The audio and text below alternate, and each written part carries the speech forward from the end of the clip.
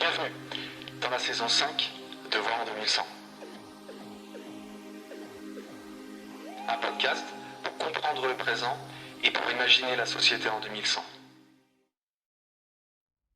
Bonjour Carole. Bonjour Antoine. Alors avec toi, on va parler de décoration d'intérieur. Est-ce que dans un premier temps, tu pourrais te présenter et présenter ton parcours, s'il te plaît? Donc je m'appelle Carole Perrin. Je suis née ici en Isère et j'ai grandi entre le massif du Vercors et le massif de la Chartreuse. Et chanceuse parce que j'ai pu grandir dans un terrain de jeu qui est quand même assez vaste et naturel. Et de ces montagnes justement et de cette nature généreuse, j'ai pu expérimenter l'humilité face, on va dire, on se sent tout petit quand on est dans la nature en fait.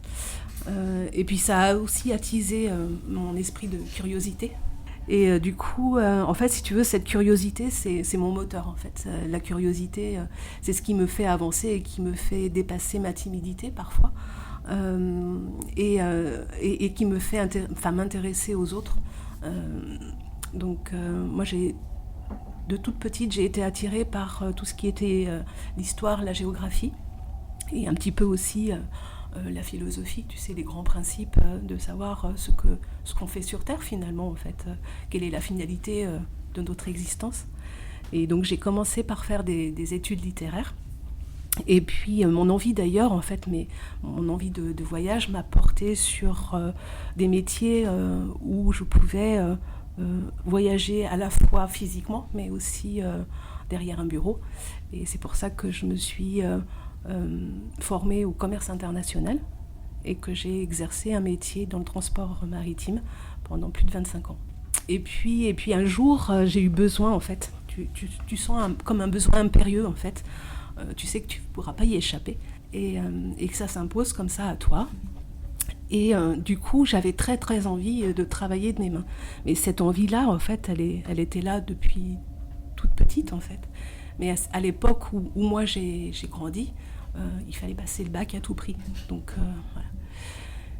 Du coup, j'ai repensé à des métiers, en fait, métiers de la main, métiers du geste. Et je ne sais pas si c'est un hasard ou pas, en tout cas, j'ai été rappelée par, on va dire, quelque peu mon destin, puisque j'ai décidé, en fait, d'exercer le même métier que mon grand-père. Et donc, mon grand-père était tapissier décorateur. Donc, du coup, tu repars à l'école pour passer un diplôme. Et donc là, le diplôme en question, c'est le CAP tapissier décorateur que je voulais. Pour me sentir légitime dans mon métier, parce que je trouve que c'est un très beau métier et je ne voulais pas l'abîmer. Et puis aussi pour obtenir ce titre qui me tenait très à cœur, ce titre d'artisan d'art, voilà, qui est sur la porte de l'atelier et que je chéris. La présentation, par contre, elle n'est pas complète, Antoine, parce que tu sais que j'ai mon alter ego à l'atelier, qui est aussi mon mari, et qui est aussi mon associé dans cette aventure. Donc lui, c'est pareil, il a grandi en Isère, c'est un pur produit voironnais, puisqu'il est né à Voiron, ici, il y a pas très loin de l'atelier, il est né rue Sermeran. En fait, il y avait avant, je crois que c'était une clinique, et je crois qu'elle était tenue par des sœurs. Et Dominique est né, voilà, rue Sermeran. On est retournés à l'école tous les deux pour passer ce diplôme de tapissier décorateur. Et puis on voulait s'établir, c'est-à-dire qu'on voulait avoir un atelier, une boutique, être en ville. Et du coup, on a trouvé cet atelier qui a été fondé en 1987, tu vois, alors qu'on était encore étudiant au lycée Édouard Herriot. Et en fait, ça a été un coup de cœur, en fait, si tu veux, avec le fondateur de l'atelier, Monsieur Marcaggi, qui a exercé ici pendant plus de 40 ans. Ça a été un coup de cœur pour l'atelier. Quand on est rentré dans cet atelier, on s'est senti immédiatement bien. Et ça a été un coup de cœur aussi pour l'homme. Et c'est lui qui nous a, si tu veux, aidés à reprendre la suite, puisque déjà ça a été notre tuteur en fait. C'est lui qui nous a formés au métier, donc qui nous a transmis le geste et il nous a transmis surtout le goût du travail bien fait. Très bien. Alors, est-ce que tu peux nous parler de ton métier de tapissier décorateur? Est-ce que c'est un métier d'art? Voilà. Est-ce que tu peux nous en parler un peu plus de ton métier? Je ne sais pas si tu sais, Antoine, mais les métiers d'art sont protégés aujourd'hui par une loi parce qu'ils sont en voie de disparition. Et donc, du coup, c'est tout un savoir-faire en fait, qui risque de disparaître. Donc, il y a 281 métiers d'art. Et le tapissier décorateur, en fait, si tu veux, est classé dans la catégorie ameublement et décoration. Alors, pour te donner une petite idée, comme ça, tu vois, on est dans la même catégorie que les ébénistes, par exemple, les peintres en décor, les doreurs, les selliers, enfin voilà, tout ce qui a trait à l'ameublement et à la décoration d'intérieur. Donc nous, notre métier, en fait, si tu veux, c'est de façonner les étoffes pour en faire des rideaux, pour en faire des dessus de lit, des coussins.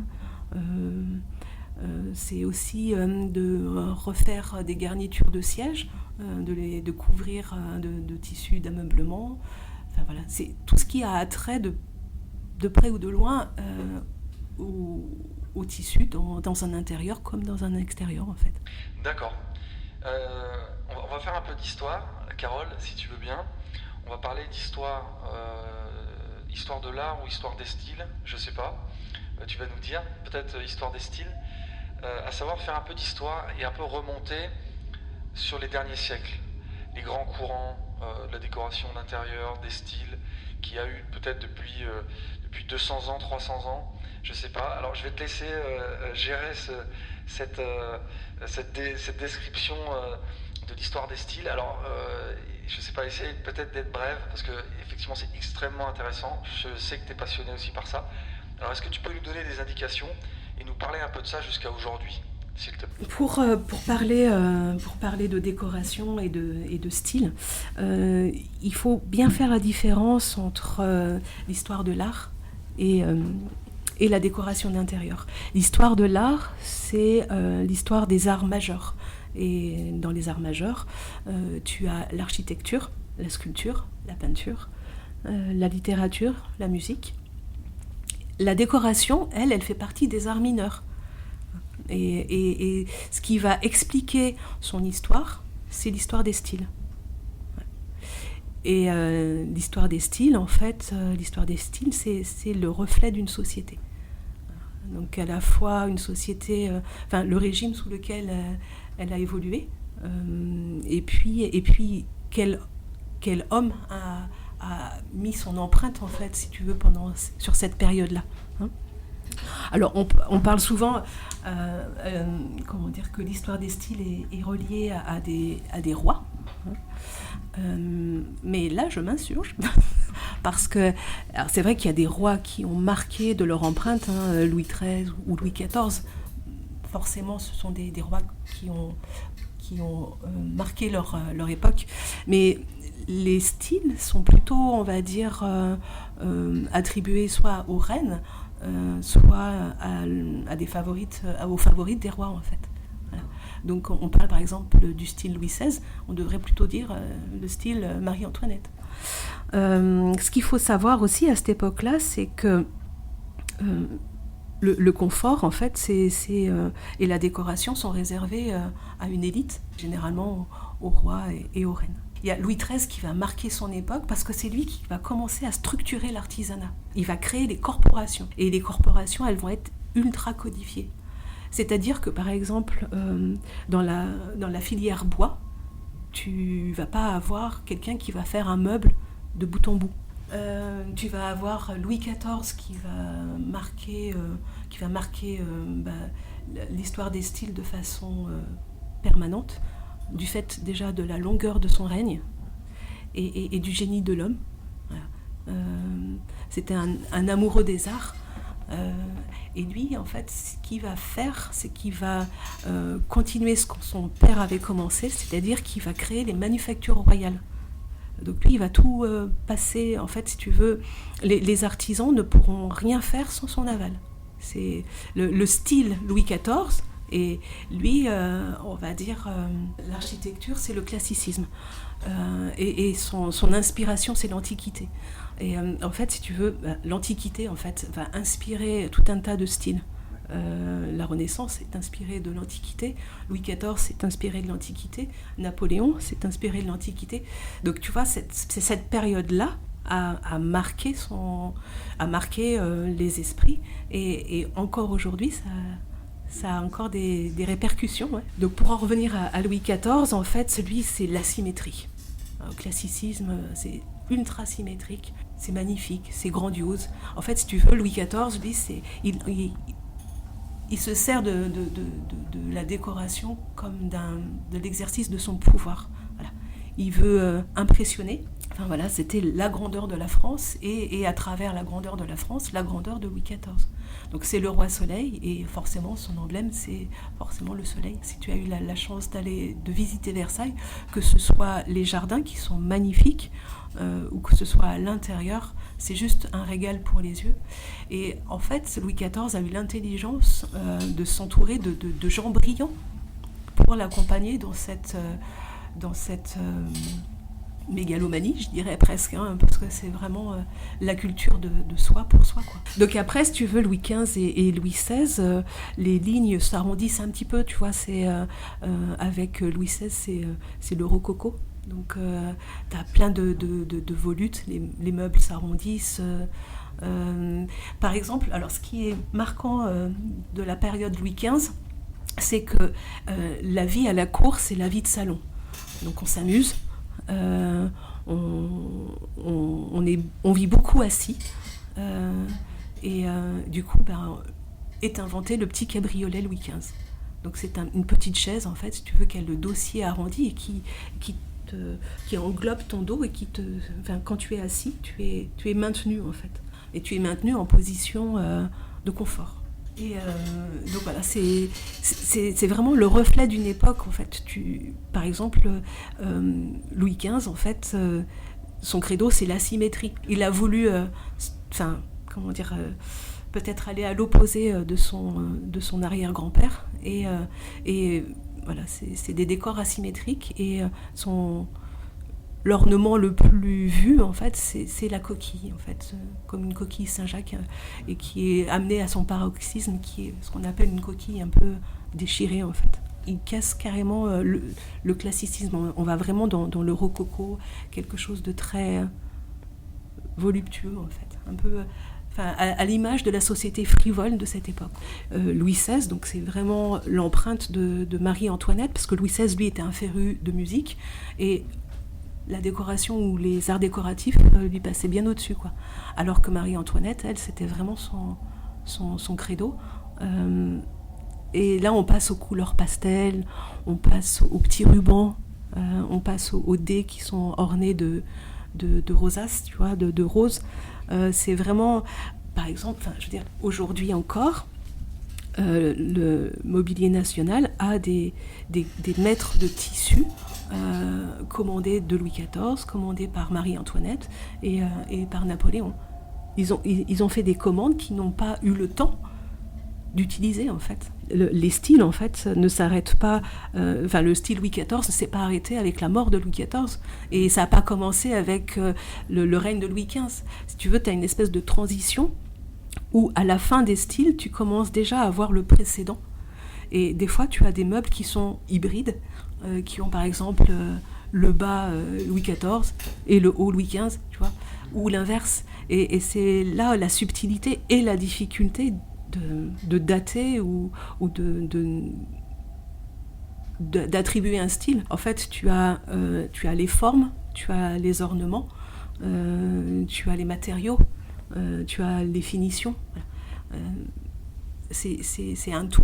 L'histoire des styles, voilà, c'est une histoire de matériaux, c'est une histoire de technique aussi. Tout ça, c'est aussi l'impulsion qui est donnée au départ par un mode de vie. Le mode de vie d'une société. Après Louis XVI, ça devient un peu chaotique, puisque tu as 6 régimes, je crois, qui se suivent en 110 ans. La société est appelée ailleurs, en fait, si tu veux. Le fait du confort passe en second plan. Là, enfin, je veux dire, les périodes politiques sont prépondérantes et du coup, tu es plus dans la, comment dire, dans la vie ou dans la survie que dans le confort. Et là, du coup, tu vois, les décors s'appauvrissent, c'est moins bien exécuté, et c'est marrant parce que l'ornement, encore une fois, est le reflet d'une société. Par exemple, pour la période qui va être entre Louis XVI et Napoléon, tu vas avoir des ornements républicains, comme des licteurs ou des gerbes de blé. Enfin voilà, ça va vraiment représenter la Révolution ou le peuple. Une dernière personne qui va vraiment marquer son empreinte, c'est Napoléon Ier. Et qui va essayer de faire la même chose que Louis XIV en se servant de ce style comme propagande, en fait. Voilà, pour l'image de sa grandeur en France et à l'étranger, puisque là, lui, il va carrément conquérir une grosse partie de la planète, quand même. Il y a 2 inspirations. En fait, si tu veux, c'est vraiment une inspiration à l'Antiquité, avec les animaux hiéraldiques, comme par exemple l'abeille. Et l'abeille, en fait, va représenter Napoléon pendant un certain temps. Et puis, ses campagnes d'Égypte. Napoléon, il est allé loin. Je ne sais pas si tu as eu l'occasion de visiter des châteaux habité par Napoléon, mais tu as toute cette culture de tente. Oui, bien sûr, je vois, sur les campagnes napoléoniennes, bien sûr. Écoute, c'était vachement intéressant qu'on puisse avoir les grandes lignes, les grands courants. Et par rapport à la Révolution, tu en as un peu parlé, les artisans, ils ont peut-être changé de cible, à savoir c'était l'aristocratie, donc avant la Révolution. Et après, il y a un nouveau marché qui s'est ouvert, c'était plutôt peut-être les bourgeois. Non. Les bourgeois, en fait, font leurs propres commandes, passent leurs propres commandes aux artisans. Et c'est là où, effectivement, on a déjà beaucoup plus d'artisans, puisqu'il y a plus de demandes. Oui, on le sent qu'effectivement, c'est le premier verrou qui saute. Un deuxième, et là, ça fait plaisir à ma mère, parce qu'elle adore ce style-là, je pense que c'est un des derniers, c'est le style Art déco, 1920, si je ne me trompe pas. Alors, tu as souvent parlé du fait que la décoration d'intérieur dépendait de certains courants. Alors on pense au roi notamment, mais aussi aux époques et aux sociétés. Est-ce que tu peux nous en parler entre les 2 guerres, donc 1920, Art déco, est-ce que tu peux nous parler un peu de cette société-là et la place de la décoration d'intérieur ? Une société qui évolue au niveau industriel avec l'apparition de l'électricité, du métal, de l'industrie, et en même temps une société libérale, en fait, où la femme est vraiment à sa place, en tout cas. Il y a beaucoup de designeuses à cette période-là, et les femmes sont libres. Il faut s'imaginer, en fait, le Paris des années 20, quoi. En fait, si tu veux, c'est ce qui a permis de démocratiser, en fait, la décoration intérieure. Si tu veux, en fait, si on peut résumer, l'art déco, c'est la rencontre de l'art et de l'industrie. Et ça a été aussi véhiculé par l'école du Bauhaus en Allemagne, qui a été très formatrice, qui a attiré tous les designers d'Europe. L'art déco aussi, c'est l'idée, donc du coup, tu démocratises en fait l'art de vivre, à la française. Par exemple, proche de nous, tu as Tony Garnier. Et Tony Garnier, en fait, lui, il a commencé en fait à imaginer des habitations pour le grand public, et ce qu'on appelle aujourd'hui HLM, mais ce qu'il appelait lui à l'époque HBM, c'était les habitats bon marché. Et je ne sais pas si tu as eu l'occasion d'aller te promener dans le quartier des États-Unis à Lyon. C'est Tony Garnier qui a créé en fait ces habitations-là pour les ouvriers. Oui, donc là, avec la fameuse salle de spectacle Tony Garnier. Alors, j'aimerais bien avoir ton avis, et en tout cas connaître ton approche sur la décoration d'intérieur d'un point de vue philosophique, technique. Mon approche, en fait, elle va être d'abord philosophique. La décoration d'intérieur, en fait, elle raconte quelque chose de toi. Il y a une phrase d'une designeuse qui s'appelle Hélène Gray, et qui est aussi, tu vois, elle, période art déco. Et cette citation, elle dit que, en fait, la maison, c'est pas une machine à habiter. C'est la coquille d'une personne. C'est son extension, son repos. Et que c'est l'émanation de son esprit. Donc tu vois, c'est fort quand même, hein. Mais c'est effectivement ta petite coquille. Je ne sais pas comment toi tu envisages ton intérieur, mais moi c'est mon refuge. La décoration d'intérieur, en fait, c'est de prendre connaissance de l'intimité de quelqu'un et de le guider en fait dans la décoration pour qu'il se sente bien. En fait. Ouais, c'est ce que tu dis. Alors c'est d'une logique implacable, à savoir que chacun est unique. Et donc chacun doit avoir un intérieur qui lui ressemble, et donc d'où l'importance du sur-mesure. Ouais, nous, on ne sait pas faire autre chose que du sur-mesure dans notre métier. C'est-à-dire que tu vas te déplacer dans une maison et on va te donner en fait un peu le cahier des charges de ce que la personne veut. Par exemple, si on parle d'un décor de fenêtre, on va demander... pour quelles raisons ils veulent mettre des rideaux à leurs fenêtres. Donc on va te répondre souvent que c'est pour t'isoler de l'extérieur, donc pour un besoin d'intimité, ou pour garder la chaleur à l'intérieur, voilà, et que ce soit beau. Voilà. L'idée, c'est de lier le fonctionnel à l'esthétique. Voilà. Ouais, bien sûr, je vois bien. Je pense aussi sur la partie esthétique, aussi sur les vues extérieures dans un jardin, en plus avec les 4 saisons, ça, il faudrait 4 paires de rideaux, mais en tout cas, je sais pas, une vue sur les montagnes qui changent, sur un arbre, sur des pommiers par exemple, ou je sais pas, il y a effectivement quelque chose à jouer à ce niveau-là aussi, sur l'esthétisme aussi, au vu de la situation en extérieur de l'habitat. Alors, si tu n'as pas de vis-à-vis et que tu as la chance d'avoir une vue sur la nature, l'idée c'est effectivement d'avoir des rideaux, mais qui ne viennent pas te couper de l'extérieur, quoi. Ou si au contraire tu es en plein centre-ville et que du coup tu as l'impression d'être comme dans une vitrine, bon, là l'idée effectivement c'est de mettre quelque chose entre toi et le reste du monde, en fait, juste ne serait-ce qu'un voile et tu te sens chez toi. Ouais, on se rend compte que c'est très important, l'intimité de chez soi, de sa coquille, comme tu dis. Alors les artisans étaient, comme tu disais à l'époque, dans des manufactures royales. Ensuite, on a la Révolution avec l'arrivée des bourgeois, la propriété en tant que telle. Alors pas totalement démocratisée, mais en tout cas c'est l'ouverture à la propriété. Donc le marché évolue. On a vu aussi Art déco, où là on commence entre les deux guerres et en plus après-guerre à industrialiser la décoration d'intérieur. Donc on a eu en amont des artisans qui étaient protégés dans la manufacture royale, ensuite qui étaient sur des marchés de niche avec les bourgeois. Après-guerre, on a l'industrialisation, donc la décoration à grand volume, et on en parlera tout à l'heure pour savoir ce que tu en penses. Et donc aujourd'hui, on a toujours ces artisans qui sont protégés, qui sont un peu en marge. Comment ça se passe ? Oui, mais aujourd'hui, si tu regardes, et c'est aussi pour ça que le gouvernement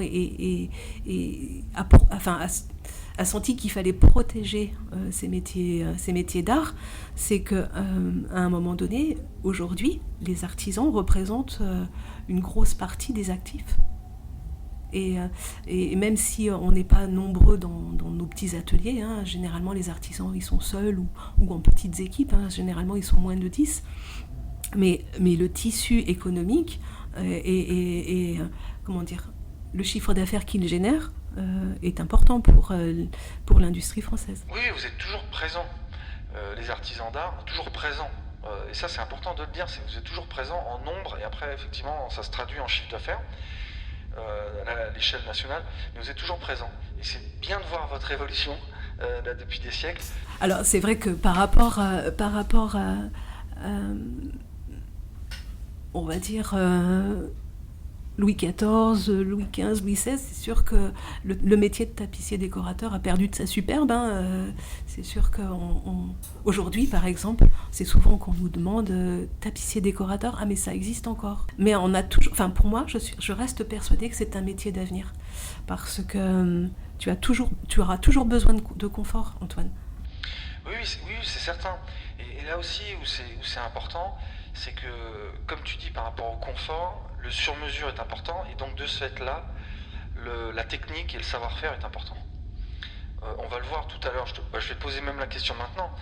Qu'est-ce qui diffère ton travail à celui de l'industrie, en tant que telle, la décoration produite par l'industrie? Notre travail d'artisan d'art, en fait, on le base sur le mouvement slow. Et le mouvement slow, c'est pas travailler lentement, hein. Le mouvement slow, c'est de prendre le temps justement de bien faire les choses. Il est en fait, il se base sur 6 valeurs, qui est donc en fait la recherche. C'est-à-dire que nous, notre métier, c'est le sur-mesure. Donc on ne fait jamais, ou pratiquement jamais, la même chose. Donc tu vas devoir rechercher quelle technique tu vas utiliser, quelle méthode tu vas mettre en œuvre, quels matériaux tu vas utiliser. Enfin voilà, il y a toute ce travail préparatoire de recherche. Et ce travail préparatoire, il commence déjà dès le devis, en fait. Parce que quand tu fais un chiffrage, il faut déjà savoir comment tu vas t'y prendre. C'est le geste, c'est l'apprentissage du geste. C'est que ta main, en fait, devienne de plus en plus précise. Et puis en parallèle de la méthode, de savoir le geste que tu vas devoir utiliser. C'est la pratique aussi. Donc la pratique, c'est la répétition. C'est-à-dire que comme un sportif, en fait, tu vas t'entraîner pour acquérir cette fluidité, cette fulgurance du geste, en fait. C'est la transmission, parce qu'à un moment donné, quand tu es artisan d'art, il faut transmettre. C'est-à-dire que ce que tu as appris, il faut que tu le lègues à la jeune génération. C'est l'appropriation, c'est-à-dire que quand par exemple on va te donner un projet, il va falloir que tu t'adaptes à ce qu'on te demande, au degré, on va dire, de personnalisation finalement du chantier. Et enfin, c'est qu'une fois que tu as pris tout ça en compte, c'est de mettre un prix en face, et un prix qui soit juste. Oui, alors c'est sûr que le sur-mesure, c'est un prix, c'est vrai, c'est le premier argument qu'on peut mettre en avant, mais le contre-argument, c'est de se dire aussi que, comme une paire de chaussures, on peut acheter une paire de chaussures très haut de gamme, et elle peut nous tenir 2-3 saisons dans la neige, et à contrario, on peut acheter une paire de chaussures peu chères, mais elle nous fera peut-être qu'une saison. Donc il y a cet aspect-là aussi sur mesure. Il y a aussi l'investissement d'un meuble, d'une décoration qu'on peut garder avec le temps. Donc c'est toujours le débat, ça. Mais en tout cas, et je pense que c'est aussi transposable dans beaucoup de secteurs, mais est-ce que tu peux nous donner ton avis sur la décoration d'intérieur de masse, j'allais dire? Moi je pense aux couleurs. Aux couleurs qui sont assez fades. Là, je donne mon avis, mais en tout cas que je trouve assez fades sur la décoration de masse, où effectivement on a beaucoup de meubles, beaucoup d'objets de décoration qui sont relativement fades. Alors, est-ce que tu peux nous donner ton avis, Carole, s'il te plaît? Ça n'engage que moi, et il n'y a aucun jugement de valeur. Juste aujourd'hui, ce que je trouve dommage, c'est qu'on croule sous un tas de choses inutiles qui sont éphémères. Et si on en croit, si tu veux, les enquêtes qui sont menées, et notamment une association qui s'appelle Zero Waste, il y a 80% des objets qu'on achète dans la phase déco qui finissent à la déchetterie dans les 5 ans qui suivent. C'est énorme. C'est l'équivalent du t-shirt que tu achètes à 5 € et que tu vas mettre une fois et que tu vas balancer. Et qui ne sera même pas recyclable parce que ça sera tellement de mauvaise qualité que ça ne peut pas être réparé. Donc c'est juste ça en fait qui est embêtant, parce que aujourd'hui je pense qu'on a tous conscience du réemploi et de la seconde main, sauf que si ton support ne permet pas d'être réparé, il n'y a plus de seconde main.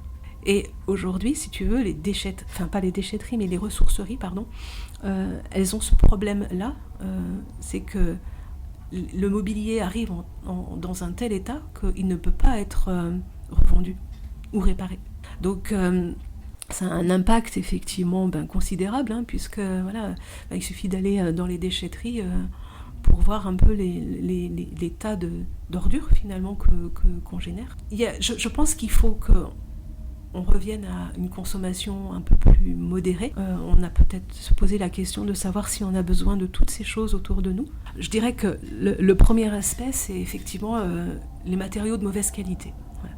Nous, cette année, et c'est tant mieux pour nous, mais cette année, on a réparé tout un tas de petites chaises de cuisine qui ont été vendues par des cuisinistes qui ont à peine 5 ans et dont les mousses et les sky, en fait, se sont usées prématurément.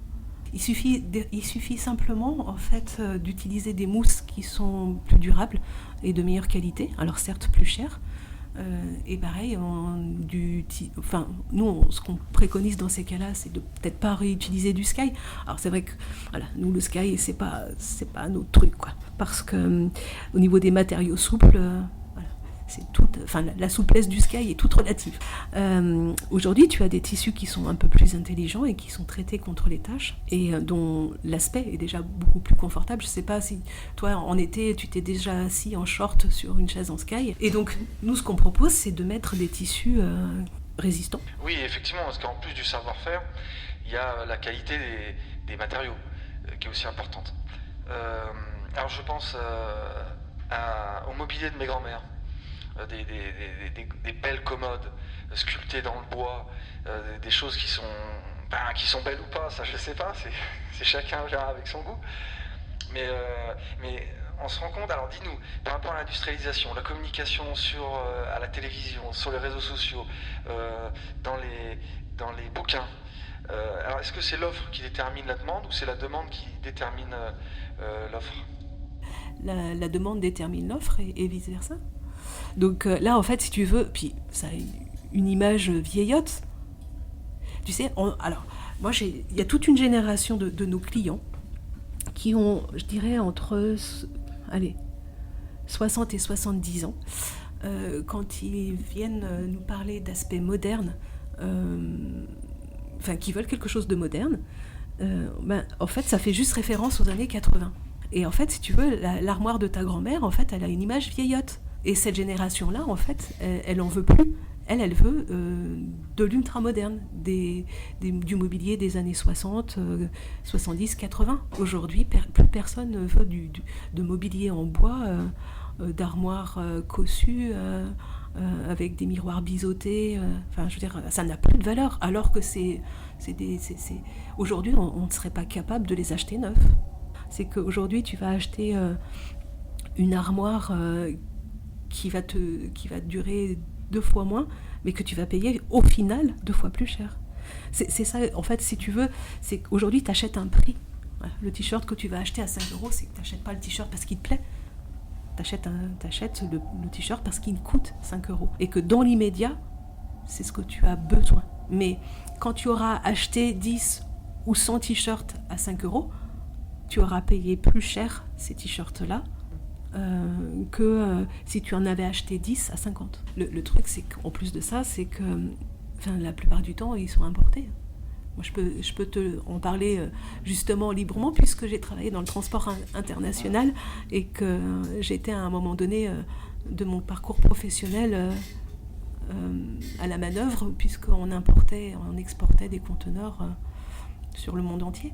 Et il faut savoir qu'on importe on importe beaucoup plus qu'on exporte, mais ça c'est un secret pour personne, et notamment du mobilier. Et en fait, moi, ce qui m'épuise, je dirais, ou ce qui me fatigue, on va dire, c'est de voir tout cette... comment dire ? Il faut que je trouve un mot qui ne soit pas vulgaire. Toutes ces marchandises, en fait, qui sont déversées tous les jours, en fait. C'est de voir ces rideaux bon marché, c'est pas des tissus, c'est horrible ce qu'ils vendent. Tout ce qui est standardisé, en fait, c'est tellement triste, Voilà. Il n'y a pas de personnalité. Enfin, je veux dire, on n'est pas. Est-ce qu'on est obligé de faire du moche quand on veut faire de la quantité? Oui, oui, on en parlait avec Pascal Clavel, typiquement sur la nourriture. Est-ce qu'on est obligé quand on industrialise, est-ce que ça rend du mauvais, quoi, pour le corps ou pour le goût? Mais en tout cas, voilà, peut-être est-ce que l'outil industriel à terme pourra se développer pour faire du bon, du pas cher et du personnalisé. Mais en tout cas, la question que j'ai envie de te poser, Carole, c'est d'avoir ton avis, ton opinion sur les intérieurs du futur en 2100. J'aime beaucoup la science-fiction. Jeune, j'ai été marquée par un livre qui s'appelle Ravage de Barjavel. Et ce gars qui est né quand même au tout début du XXe siècle, écrit en 1943 un livre, donc Ravage, sur les méfaits de la guerre. Et il imagine en fait le monde en 2052. Ce qui m'avait marqué, c'est qu'à l'époque, en fait, il imaginait qu'on porterait des combinaisons qui pourraient changer de couleur et qui se fermeraient toutes seules. Genre, elle serait magnétique et bon, t'aurais plus ni de lacets, ni de fermeture éclair, ni de bouton, quoi. J'ai tout de suite repensé à ça. Alors, bon, l'esprit guerrier en moins, hein, je veux dire, j'espère qu'en 2100, on aura trouvé le moyen de vivre tous en paix. Donc du coup, en fait, 75 ans, je me dis que c'est long et c'est court. Et c'est court à la fois, en fait. Mais d'après ce que je peux en voir d'aujourd'hui, de comprendre dans le monde dans lequel je vis, je me dis que en 2100, les habitats devront être modulables. C'est-à-dire que tu devras pouvoir travailler de chez toi, comme te reposer, comme te divertir, comme recevoir. Et il faudra aussi que ton mobilier s'adapte aussi justement à cette polyvalence. Donc par exemple, je sais pas, moi, on peut imaginer qu'un meuble qui te servira de lit le soir pourra te servir de bureau dans la journée. De toute façon, pour moi, les habitations vont se rétrécir. Tu auras toujours ce besoin intemporel, en fait, de personnaliser ton habitat. Ah oui, c'est sûr que dans le futur, à terme, que chacun et chacune ait un intérieur qui lui ressemble. Alors, via effectivement vos métiers d'artisan d'art, de décorateur et tapissier, et aussi l'outil industriel, je sais pas, on verra comment ça se passera. Mais en tout cas, une cohabitation entre les métiers, entre les volumes, entre les demandes et les offres. En tout cas, merci Carole, parce que j'en ai appris pas mal sur la décoration d'intérieur. Quand je rentrerai sur Terre, je me pencherai davantage sur la question. Enfin, en tout cas, je me retournerai vers mes objets d'intérieur et mes rideaux. En tout cas, merci Carole. Merci à toi Antoine de m'avoir écouté ce matin. Et j'espère que ça t'a intéressé et que ça a éclairé certains points.